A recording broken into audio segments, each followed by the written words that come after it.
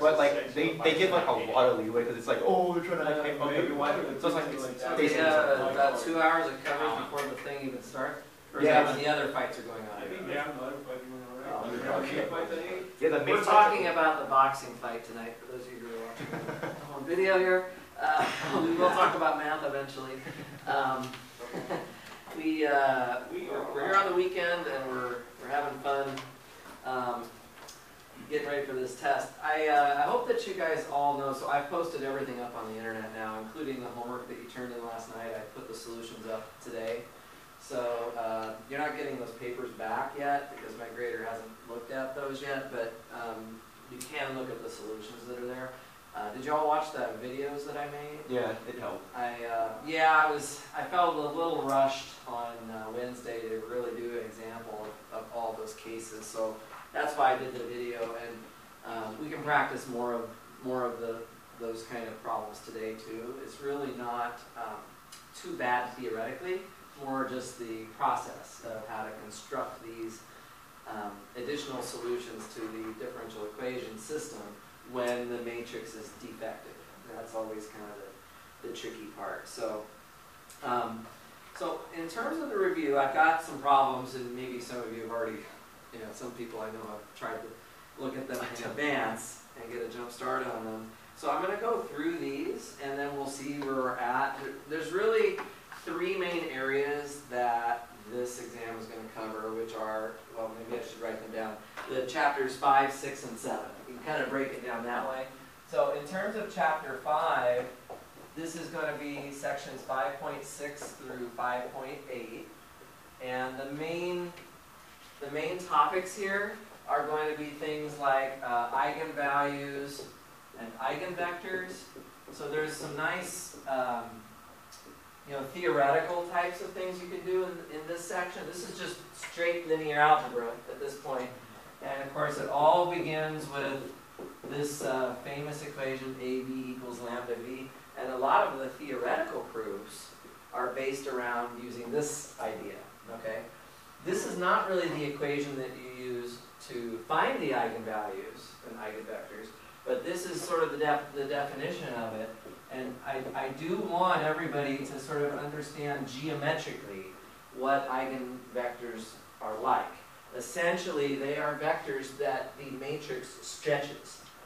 They don't change the direction. They just stretch it by some factor, lambda. Lambda is the stretch factor, and that's your eigenvalue. So knowing this equation is very important. But of course, really the way that you find the lambdas, as we learned later, is to use this so-called characteristic equation, right? Here's a sad reality, guys. If you don't get the lambdas right on one of these problems, it is very, very hard to really do much else with the problem, right? So it's very, very important that you solve this right. Now, here's the thing. Let's say I give you a matrix that's fairly large, or it doesn't have a lot of zeros in it, and it's hard to evaluate this determinant, because this is where you're subtracting lambda from the main diagonal, right? So if it's a large matrix, or there's not very many zeros in it, I might just give you the lambdas, right? I mean, because I may want to focus more on checking your understanding of what to do with those lambdas once they are given to you. But if it's a smaller matrix or there's a lot of zeros in it, I would hope that you guys could come up with those. One of the things that I saw on the quiz with respect to finding the eigenvalues with this characteristic equation is people not choosing the right row or column to expand the determinant on, or to expand the determinant, the cofactor expansion. So even even though you only have like 3 different columns or 3 different rows to choose from, right? There's not that many choices, but you really should look carefully at all of them, because some people are just assuming, oh, I have to use the first row or the first column. That isn't necessarily the case, all right? And if you don't choose a column that is optimal with respect to having a lot of zeros in it, you might be making this characteristic equation aspect of the problem much harder than I ever meant for it to be, right? You end up having to solve like a cubic equation or something, that can be hard to do unless the matrix has been set up for you in such a way that it's easy to cofactor expand a certain row or column and get those lambdas. So be very careful with this step. You've got to be able to find those things. Okay, and then of course once you've got the eigenvalues, then you can find the corresponding eigenvectors. So these are they make up the so-called eigenspace. We call this E sub lambda. This is the null space of A minus lambda I. Okay? And finding null spaces is something that we've been doing for a long time. This matrix A minus lambda I will always be not invertible, as you can see from the determinant equation.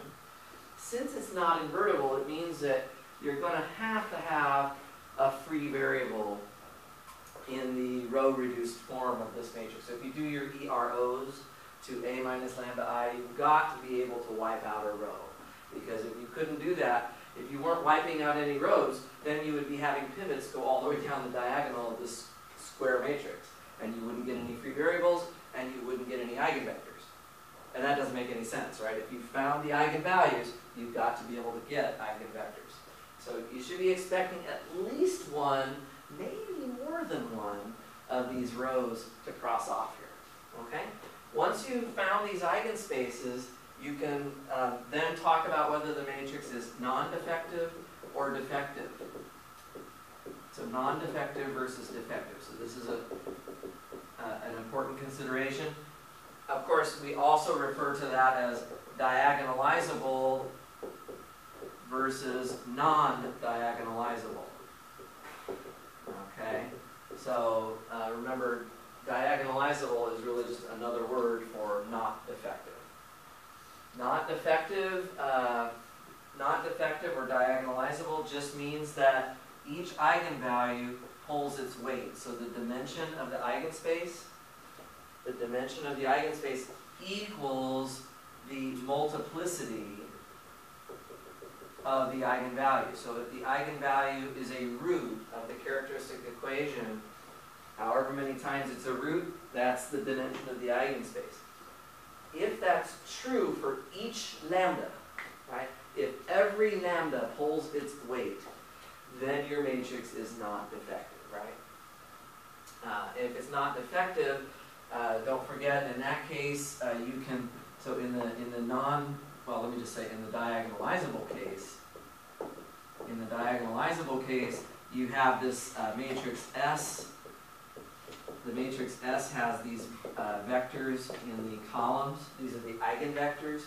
And then S inverse AS is equal to D. And D is just the diagonal matrix that has the lambdas going down the main diagonal. So that would be the form of it, right? That would be the form of it. Okay, so does that make sense so far? So this is a lot of what's in chapter 5, sort of the first part of the material. Then in chapter 6, we kind of changed gears a little bit. So 6.1 through 6.3, and then also 6.7. What are we doing there? We're doing something very different. We're back at looking at differential equations again. So we're looking at linear differential equations of order n. Okay, so you're going to want to be able to write down the form of these equations. So we use this derivative operator, right? So the capital D stands for the derivative.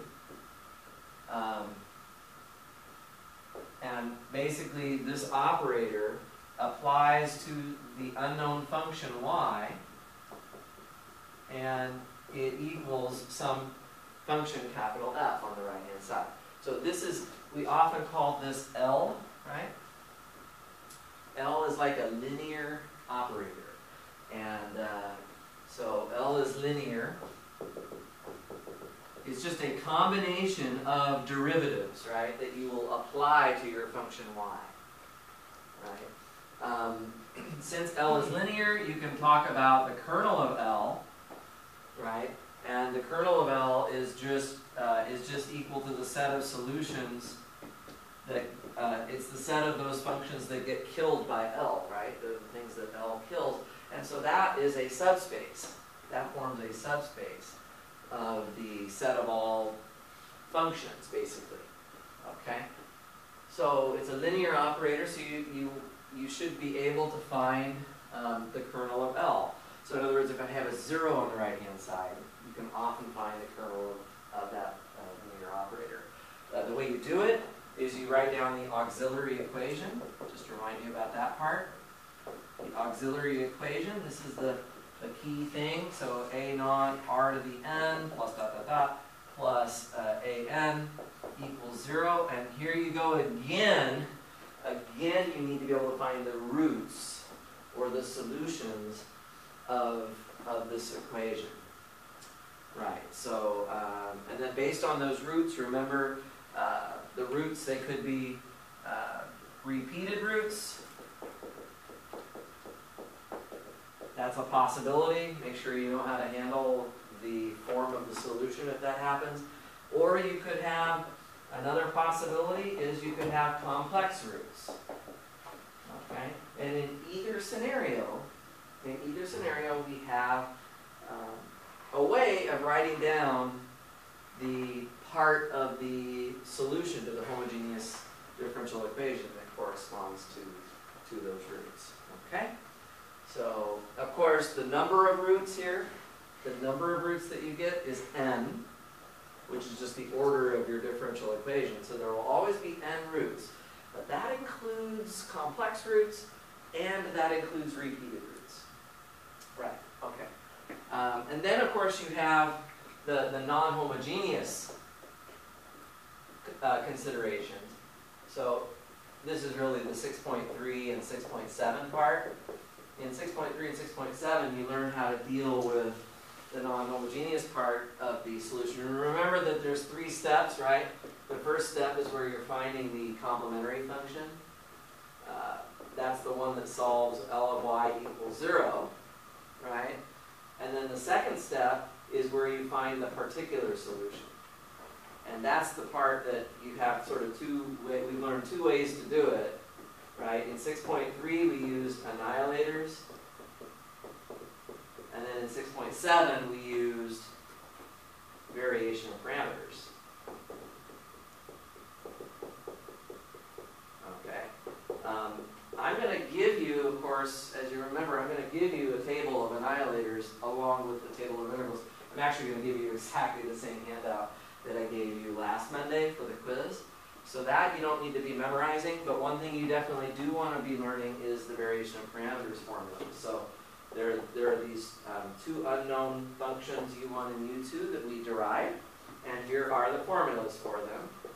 u1 is negative y2 times f over the Wronskian, and u2 is positive y1 f over the Wronskian. The y1 and the y2 are the solutions up here. So in the complementary function, you'd have c1 y1 plus c2 y2, right? In the case of the variation of parameters material. And the Wronskian is sort of your check for linear independence. If your solutions are linearly independent, then that Wronskian is not 0. And so if it's not 0, then of course it's safe to divide by it. It shows up here in the denominator of those formulas. So, you know, in terms of things you want to definitely make sure, you know these formulas.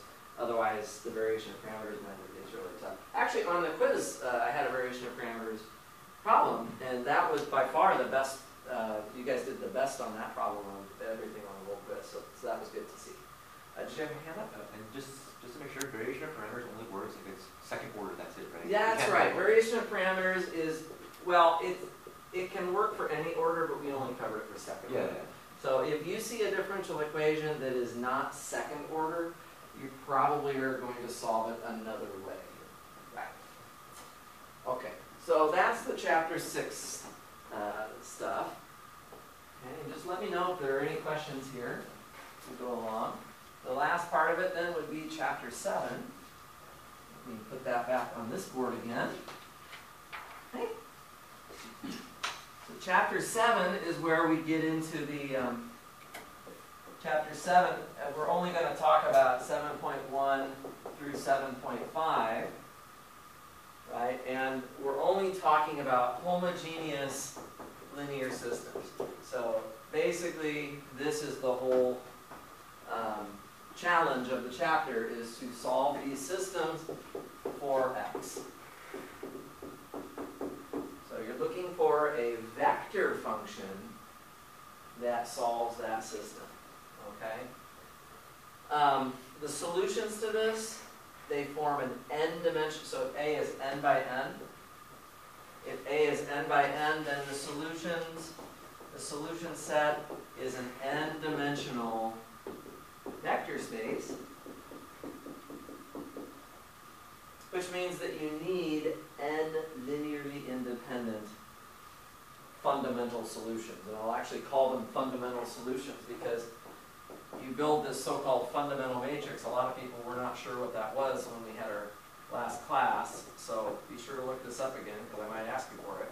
Find the fundamental matrix for a linear system. Basically what you're doing is you're putting these n linearly independent solutions into the columns of this matrix.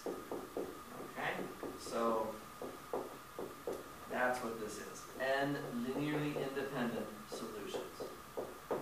They go into the columns. And the determinant of this matrix is what we again call the Wronskian. This is not the same Wronskian as before, but the Wronskian in chapter 7 is really talking about the determinant of the fundamental matrix, and it has to be non-zero for the columns to be linearly independent.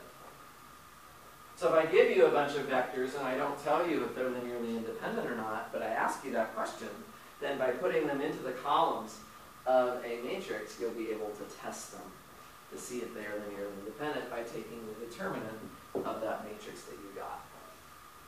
Okay.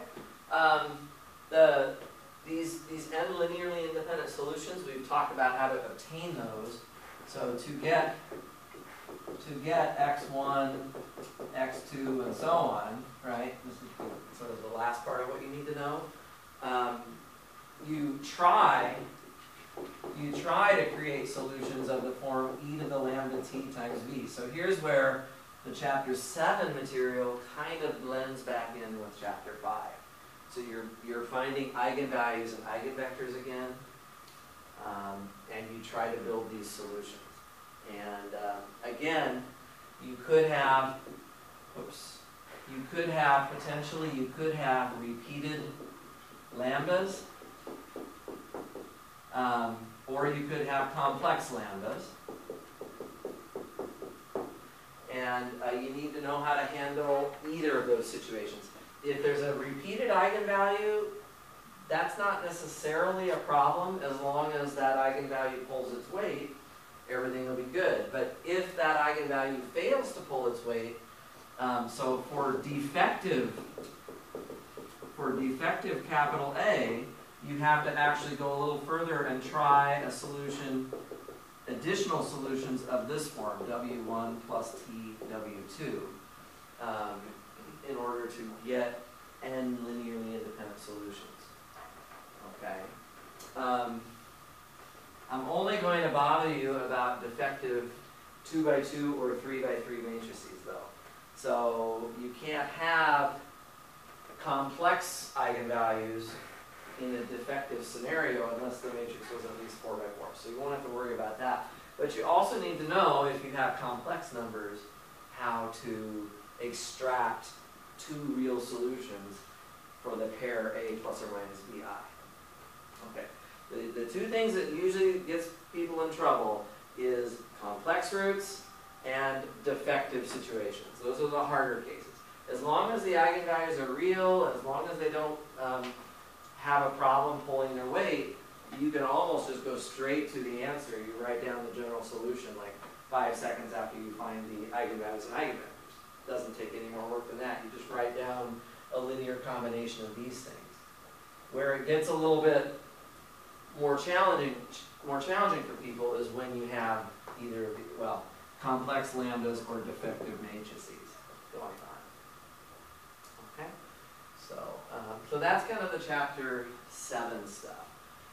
I would say probably about 1/3 of the exam would be kind of on chapter 6, roughly.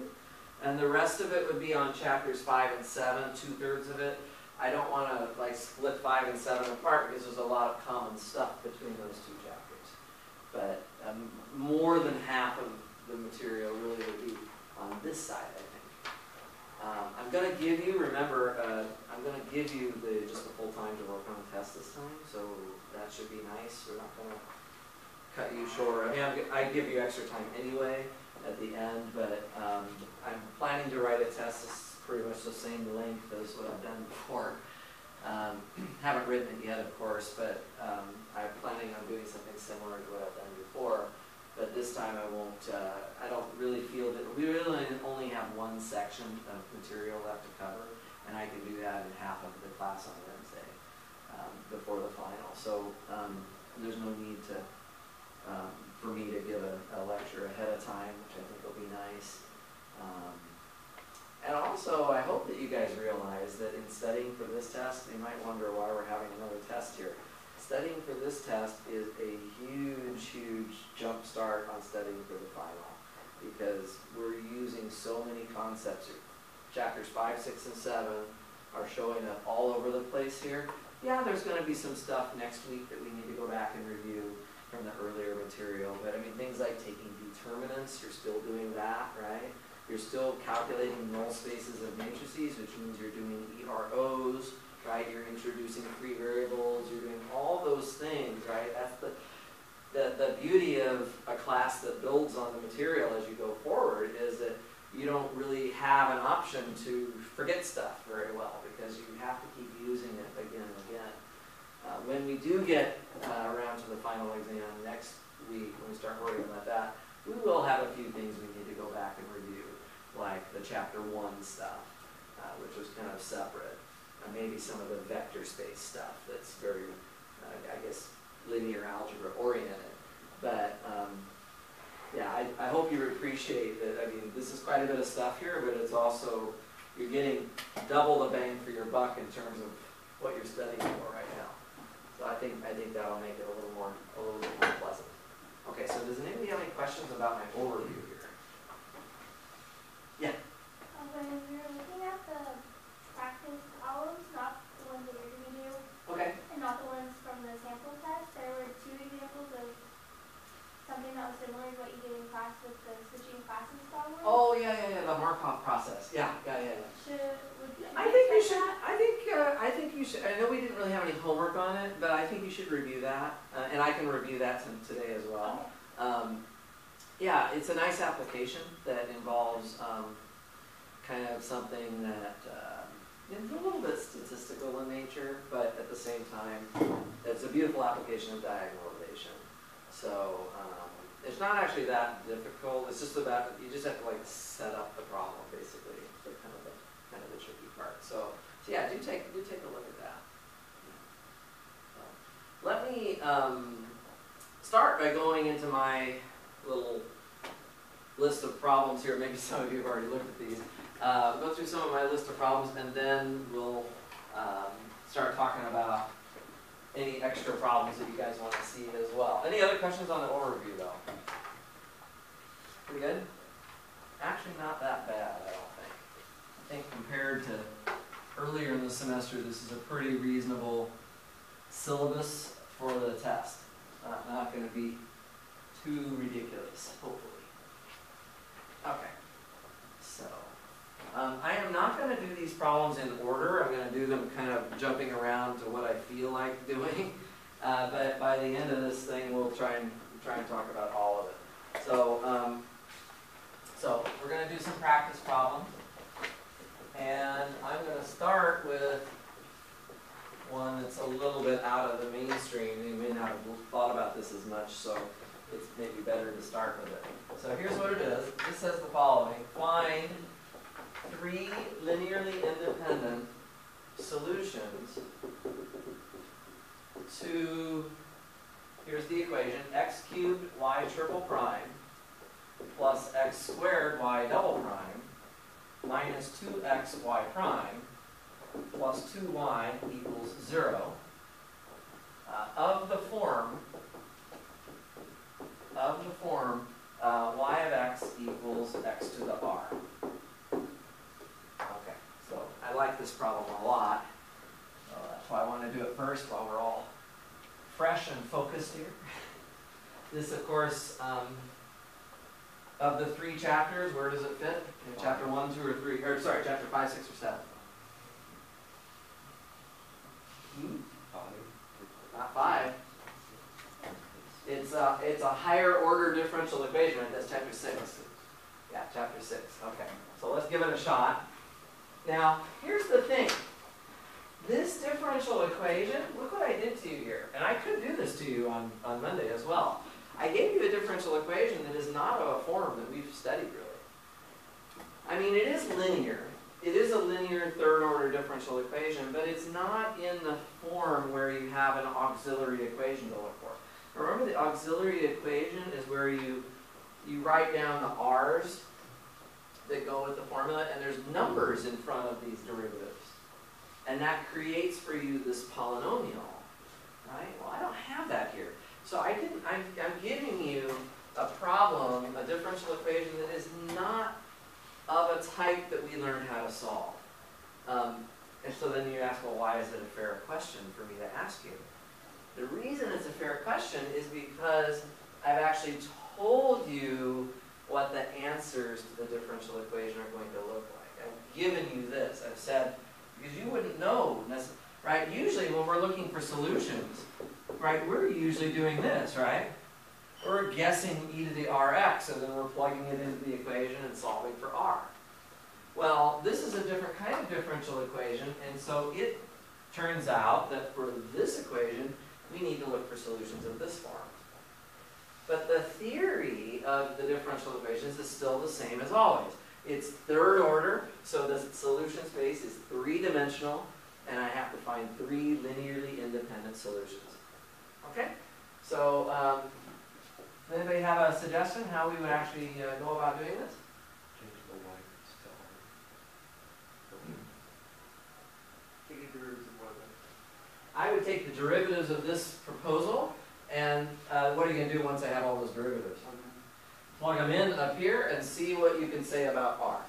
Let's try that. Let's try that, okay? So let's do that. I'll take the derivatives here because I don't need too much room. What's the first derivative of x to the r? Rx to the r minus 1, okay. And what would be the second derivative of that? R squared. Or times r squared. Say again? R times r minus 1. R times r minus 1. X to the r minus 2. Times x to the r minus 2. Okay, good. And then the third and final derivative of that? Everett, can you help me with that? No. I'm sorry. I'm sorry. Not gonna. R squared minus r times Say it again? r squared minus r times r minus 2. Yeah, okay, that's fine. How about we not simplify it though? So I'm just going to leave it multiplied out like this. So instead of writing this as r squared minus r, which really doesn't help me, let's just leave it the way it is. Okay?